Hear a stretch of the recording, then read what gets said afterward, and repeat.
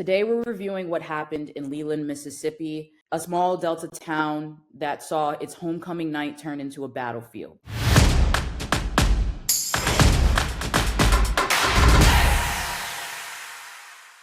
My name is Brenda Mark, and I am the Preparedness Coach.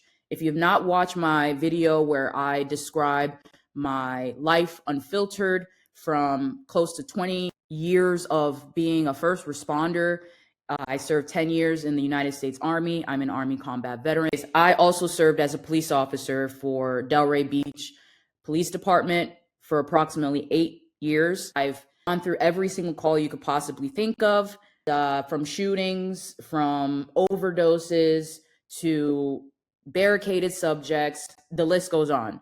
I've had a lot of experience on the road. I was a field training officer, so I did also train a couple of junior officers through their phases to be able to prepare for the streets. This incident, not necessarily to, again, sensationalize it, but to extract lessons so that it can help you not be caught off guard and also help you get home safe to your family and do the same for your family. My goal during these reviews is to create a new culture when it comes to preparedness for community members to be able to be the first responder for their family, their loved ones, their community, their organization. I will try to see if I can help in any way with my experience and knowledge so I can give back to the community, because this tends to keep happening over and over again. And the last thing I want is for people to continue to be standing ducks. So I've also been on the other side of the law and being the victim. I've been a victim multiple times to, let's just say, watch that video. The link, I will try to link it to this video so you'll be able to watch my story, but make sure you bring the tissues. Anyways, let's cue the news. Enforcement officers shared new information about the case in Leland today. We now know 26 people were hurt. When I first watched this news, I saw the numbers of people, 26. So that already tells, numbers show you a lot, and we'll talk about that more. Them still fighting for their lives tonight. 16 WAPT's Bethel Miles has the latest for us. In Mississippi for the third time this week, where investigators and local officials have released new details on that mass shooting that killed 6, and from what we found out today, injured more than 20 people. So 6 died, and I actually just discovered that the victims that were fighting for their life in the hospital, one of them passed away recently from their wounds. So more than 6, right now it's 7. Injury count for the people that were at the intersection of North Main and 4th Street a little after midnight on Saturday morning is 26. Of those 26 people, 19 of them were shot. And while the death count from the mass shooting sits at 6 tonight, we've also found out that 2 others are fighting for their life in critical condition. It's certainly not something that I think law enforcement alone is going to solve. Did you hear that? And as a law enforcement officer, a former law enforcement officer, I can tell you that that's 100% truth. When law enforcement officers first show up to a scene, the first thing they're doing is ensuring that the scene is safe, seeking out whether or not the suspect is still there. This is a chaotic scene. It's a mass shooting. So there are 26 people that were impacted by this. That's a lot of people. Now you're trying to look to see if I can contain the scene. There's a lot of chaos that's happening behind the scenes when it comes to law enforcement coming to the shooting, ensuring that they're conducting we need to look first at aid. mental health in this state. We need to look at juvenile delinquency and how that's handled. And the communities need to start really looking inward and saying, what can we do as communities to change the lives of these individuals that partake in these actions? A lot of people tend to count on law enforcement to save their community, to save their life. Yes, community really needs to start looking inward, but the identities of the suspects don't matter. Shooting is a shooting. Right now, I'm here to teach you what we can learn from that. I've studied enough after action reports to know patterns repeat itself. So that is just fluff. The whole juvenile thing, it could be an adult, it's misleading information if that's not necessarily true. But I don't want you to focus that on the news. I want you to focus on what happened, what you can learn from it, digest that, and ensure that you soak it in like a sponge So now you're preparing yourself mentally and physically for that incident to happen. Because sadly, we live in America where we have more shootings than the amount of days that we've passed in this year. Like that's insane to me. While the Again, motive let's has continue. yet to be released, the FBI also informed us 9 of those suspects have been arrested, with at least 6 being charged with capital murder. The FBI is expecting more charges as they continue this investigation. And again, officials say this investigation is far from over. As we continue to gather more details and updates, we'll let you know on our website at 16wapt.com and Leland, Mississippi, Bethel Miles, 16WAPT. Now, the FBI set up a digital media tip website where you can anonymously submit video or photos. You can find the site and the number at WAPT.com, also on the 16 WAPT mobile app. And that's showing you there's still suspects out there. So this threat has not ceased because, people go in and out and there could be retaliation, etc. Something that I want to highlight is that hundreds of residents, students, and families filled downtown after the homecoming game. Music, food vendors, and a feeling of release after months of tension. So this is a normal, supposed to be night that families are out there, anywhere ranging from children to adults. I believe the ages, don't quote me, was around 14 years old to age 44 were the victims of this shooting.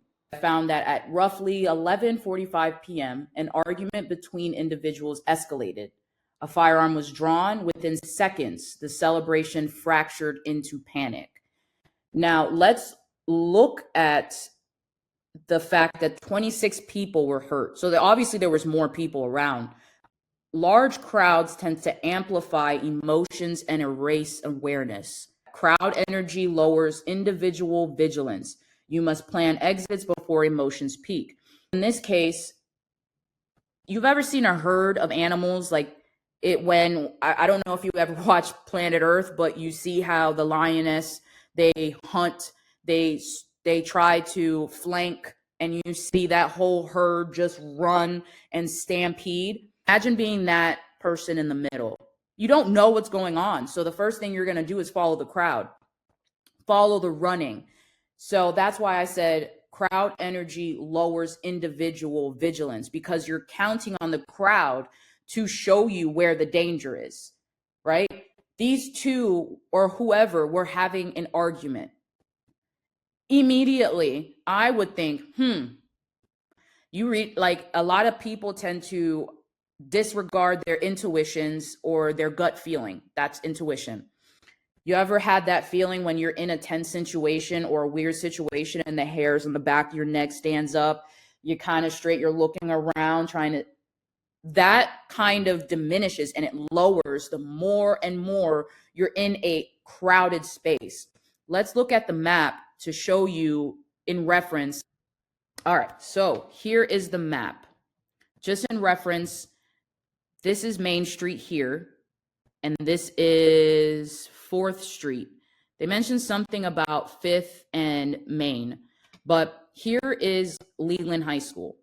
So it didn't happen right on the actual field or the main campus. It happened ways away. Now, if you look in this area, so somewhere around here, he mentioned. Anyways, obviously you can see there's certain ways to get out. There's 4th or Elizabeth Road, that is also North Main Street. It's kind of helpful to see the map and see where this occurred. Can you imagine 26, 30, 40, 50 people in an area just hanging out, and then all of a sudden gunshots break loose? It's chaotic. You don't know where the sounds are coming from because you're at this point tunnel vision. At this point, you're just fight or flight or fawn. It's either or. Either you're running and you're following the crowd, or you have already looked at the area that you're at, which is something I would do. Something I would do before ever going to an area. Yes, you can call it hypervigilance. I just call it vigilance. For me, I think looking around before you enter a space is one of your best key steps. Now that you see the area and the location, let's move forward throughout this review. This is how I was able to dissect this incident. So, sound level, lighting, and density mask, the first cues of danger. So, density mask is in a crowd this packed, remember the 26, density itself becomes a mask. Sound gets swallowed because you're in such a larger crowd. Your vision gets blocked. You got tunnel vision. And not only that, you have physical blockades of people, and behavior sinks. It's just like a stampede. One animal starts running, all of them starts running. Remember that Planet Earth reference. It's the same thing. So by the time the first few realize what's happening, the rest are already behind the curve. So the biggest thing is being ahead of that, being proactive. Most witnesses describe hearing what they thought were fireworks. I heard this so many times. Is that fireworks or is that gunshots? You don't need to ask that question. I'm sorry. Like, if I can't think of the distinguishing factors of sound, then maybe I should get out of there. Like, it's something that hurts so many people. But if it's fireworks, that's even better, because then, you're safe. It's like, okay, that's just fireworks. But that mislabeling delayed reaction, and it delayed action. So something that I teach in my school platform is the difference between reacting and responding. Once people realized it was gunfire, movement turned chaotic. Most fled towards Main Street, the route they arrived by. I want you to picture yourself at a homecoming game, maybe by the food trucks, and it's starting to get packed because the crowd is coming closer and closer, almost like a concert. You're not going to necessarily know what's going on the outside of the crowd. The human instinct is to move towards the familiar, not to be safe. It's just something. I'm not a psychologist. I'm not a therapist by any means, but I've had multiple interactions and live experience with how people reacts to things. And by seeing it, I was also a crisis intervention officer. 90% of survival is your mind, is mental. And we don't have to go through that right now, but you can go through my school. And if you want to dig deeper, where I actually have a course on response, reacting, identity, anything that has to do with emotional intelligence. Learning point here is that human instinct is to move towards the familiar, not the safe. Train your brain at every venue. Identify a secondary exit opposite of your entry point. A lot of times we go to the same places over and over again. Use situational awareness to be able to do a 5-second scan, or just understand the baseline and the anomalies. What looks normal in that environment that you've been to multiple times, and what looks abnormal. That's the anomaly. So the more and more you digest your environment and you understand my exits, my easiest egress routes, the more successful you'll be to getting home safe. Learning point number 3 is the freeze window. Average freeze lasts 2 to 5 seconds. Those seconds decide survival. Awareness drills actually shortens that window. I can tell you how many times that I've actually seen soldiers and law enforcement officers actually freeze, because either they haven't had much experience in that environment, which is perfectly understandable for any person that's out there watching a homecoming game. I don't foresee you having training that you train daily, mentally and physically, to be able to respond to something like this. But just know that awareness drills can shorten that window when you actually go to an area and you basically think of the scenario. Something I want you to know, it's dark. Remember when I was talking about lighting? So add the fact that you don't have much lighting, you're in a crowded area, or situational awareness is probably very low. Again, the sound levels, the lighting, the density mask with the crowd, it's going to be chaotic. Now, I usually carry first aid, but in my vehicle, and it's something that is for me and my family. It's not necessarily for everybody else. Knowing me, I'd probably help with the first aid once I know that I was safe and I was behind cover. Let's look at the response. It took the emergency vehicles to be in the area within minutes. The lighting and street layout is a huge factor for response. It's already dark. It may slow EMS entry. Cars were abandoned in roadways as people fled.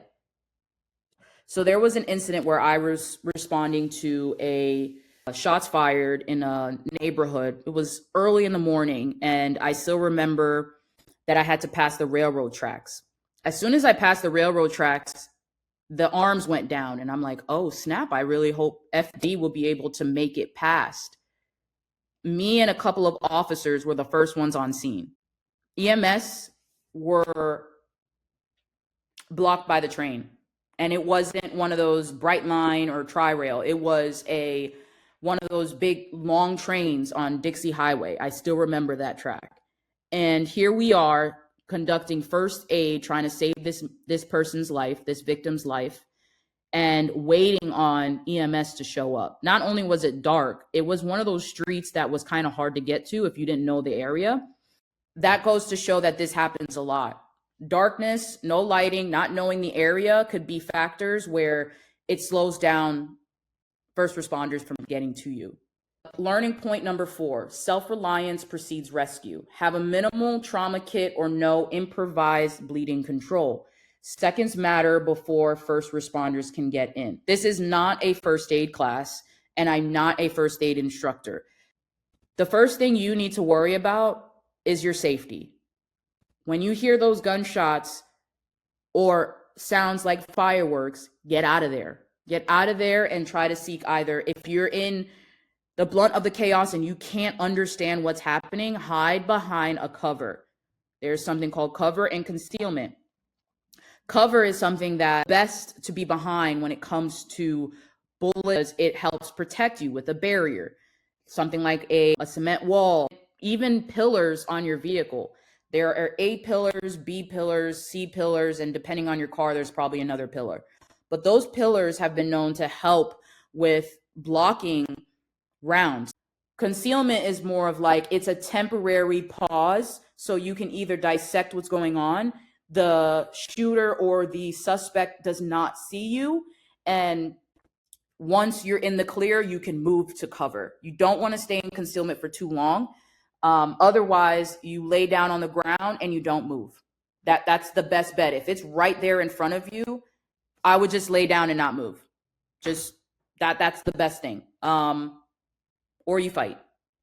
But anyways, so I usually have a trauma kit in my vehicle, but in this case, controlling a bleed, I couldn't just go to the vehicle and go get it unless I have time and there's no more rounds being shot down range, but I don't know that. Simply getting that person out of there, dragging them, especially if it's a loved one, dragging them out behind cover and just controlling the bleed. Put pressure down, either take your shirt off or something so you can not contaminate the area, and just press. Calm the person down, talk to them, try to tell them, everything's all right. Like, just keep them mentally aware, but just know, cover, concealment, make sure that you're safe before you try to save someone else. Learning point 5, environmental awareness equals faster aid. Scan for street signs and landmarks on arrival. Can you direct responders if lines are jammed? I can't tell you how many times law enforcement dispatch have gotten calls from people on scene and they don't know where they are. That causes another delay because now we're trying to pinpoint where you are based off of whether or not other people start calling and they know the address. So the first thing I tell you is to please look around, even if you're at the gas station. What's the address? Know the location beforehand, before anything happens, because it will save you. The faster you can get the location to 911 dispatchers, the faster law enforcement, EMS can come to your rescue. Got it? All right, moving on. So the takeaways from all this, and I know this is a long video, and I know this was a lot. Takeaways is crowd control, lighting and exits, behavioral cues, medical. So let's go through the crowd control. Let's break this down. The observation that I saw, there was no visible command voice. And a lot of times that helps. If you see where something is happening, try to call it out. Call it out, especially in a crowd. He's shooting over there. Shooting over there. Like, commands are so important because not only are you talking, that means you're breathing. That means you're controlling your breathing.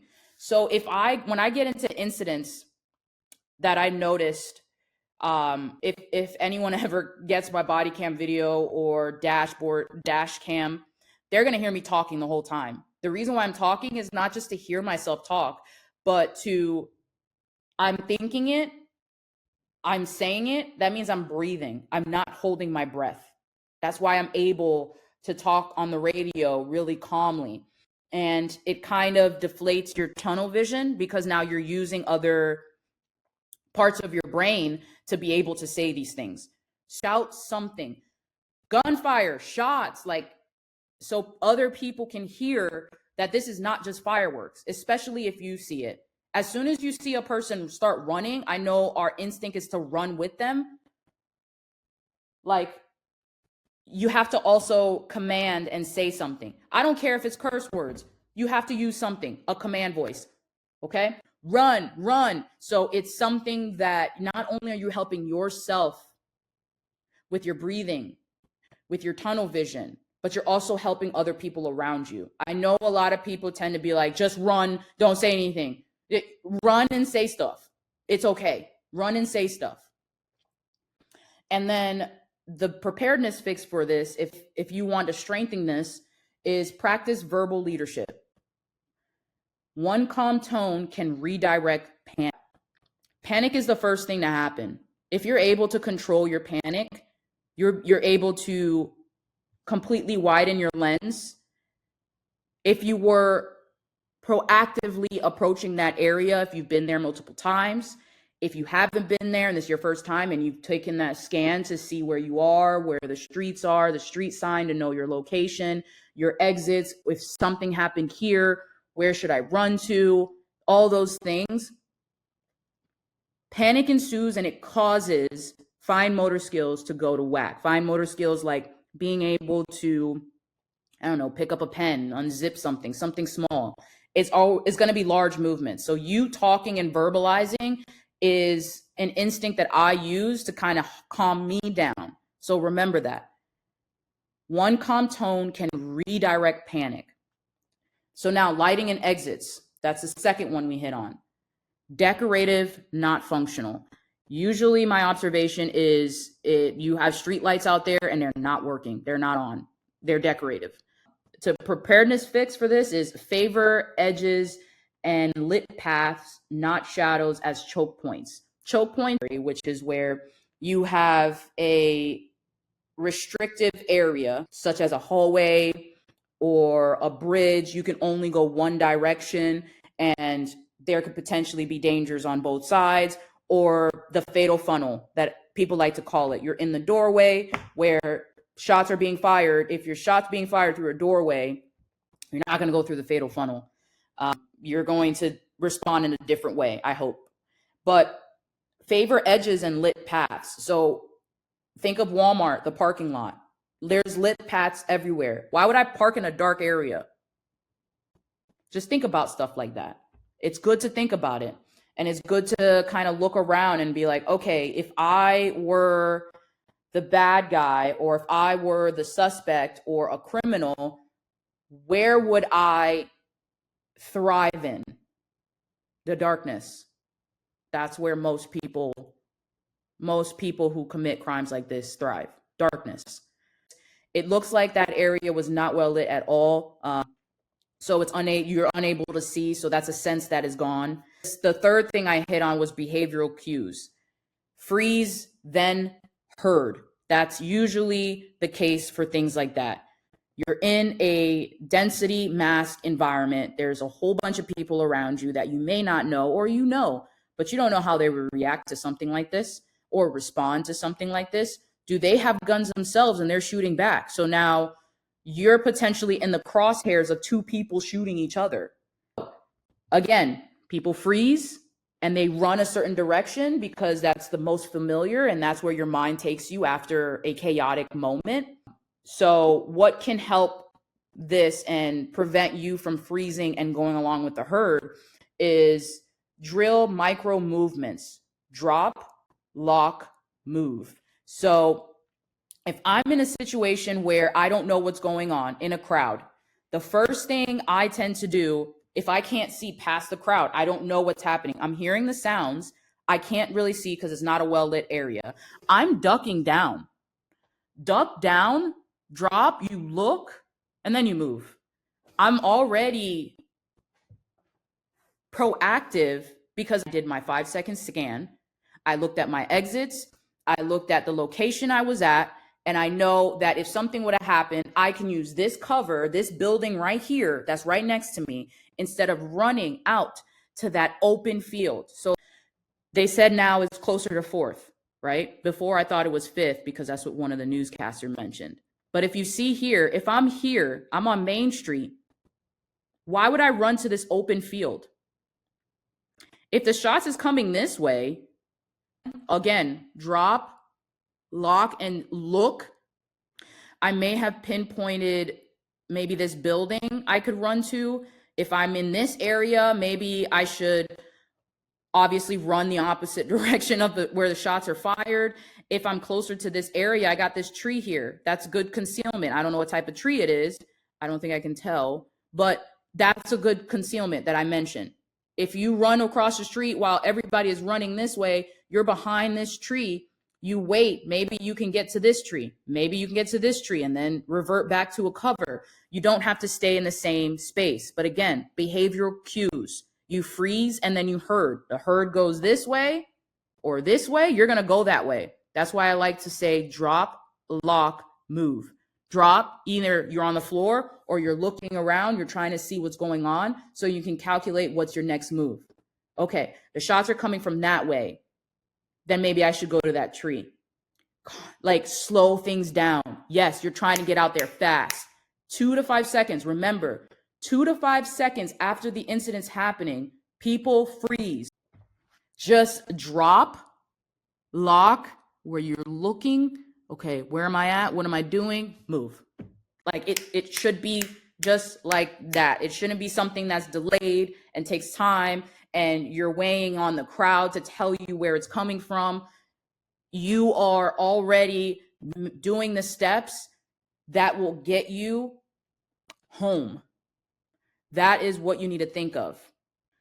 So next, another point that I hit on is medical delay, the delay of EMS entry.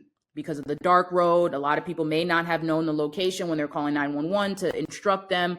And obviously, EMS doesn't just show up when the first shot's fired.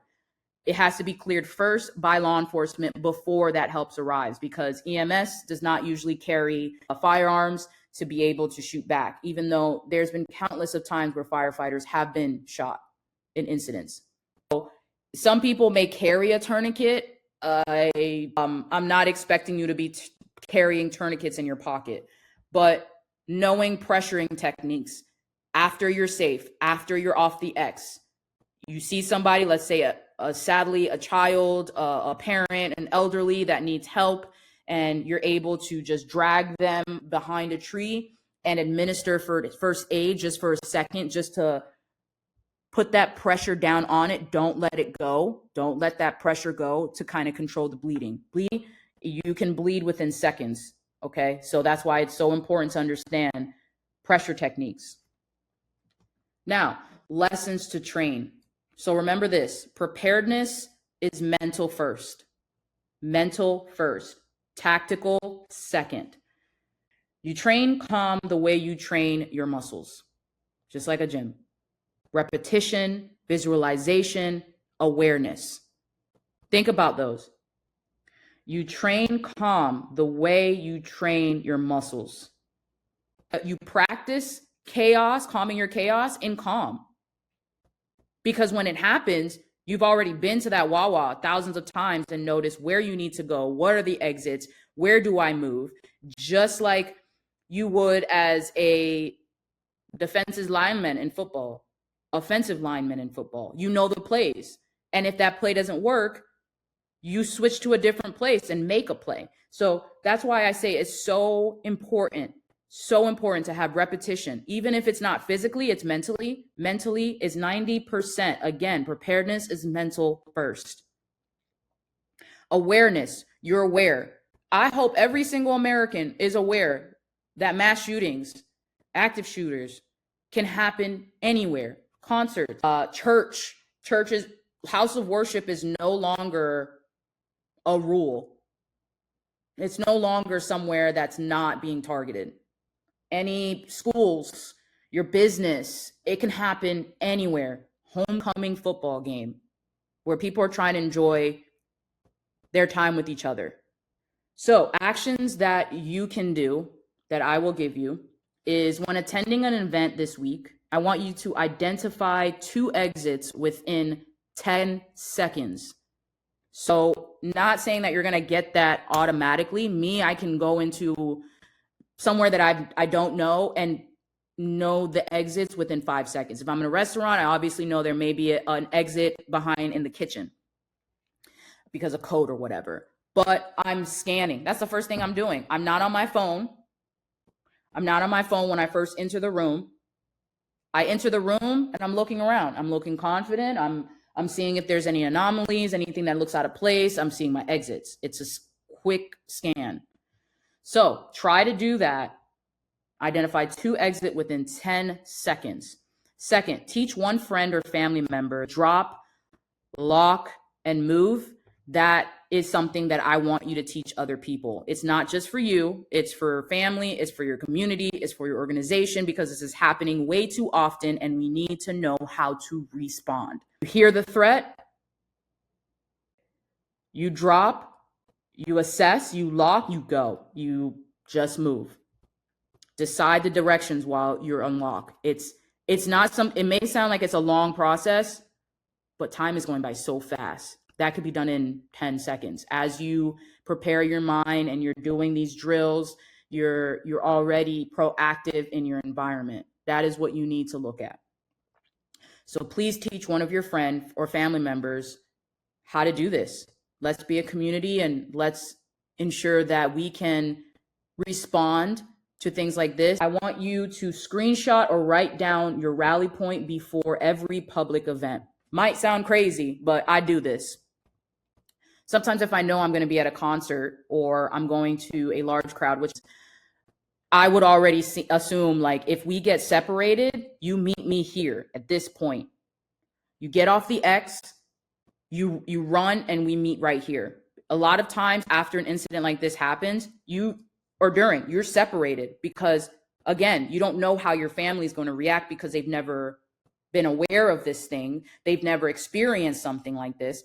So that's why I say take a screenshot, write it, tell your family, your friends, or whoever, like, hey, if anything happens, we're going to meet here at this field or near this playground, or for church, we're going to meet near the house across the street, like things like that. Just having a rally point is important.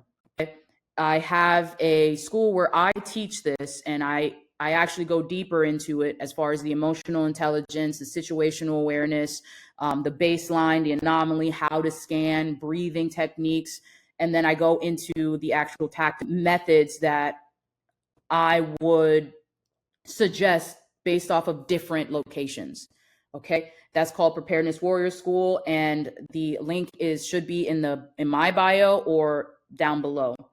So in closing, I love intelligence because it tells me facts. I can reconstruct a scene just based off of intelligence of an incident. In intelligence work, we say data without action is just trivia. Take what you saw today, and convert it into muscle memory, because chaos doesn't wait. This video that you believe other people should know, I would love for you to put it down in the comments. I'm always a lifelong learner. I'm not perfect. I'm just basing this on my experience and skills and knowledge, and everyone has those as well. I'm the preparedness coach, where I help you stay ready so you don't have to get ready.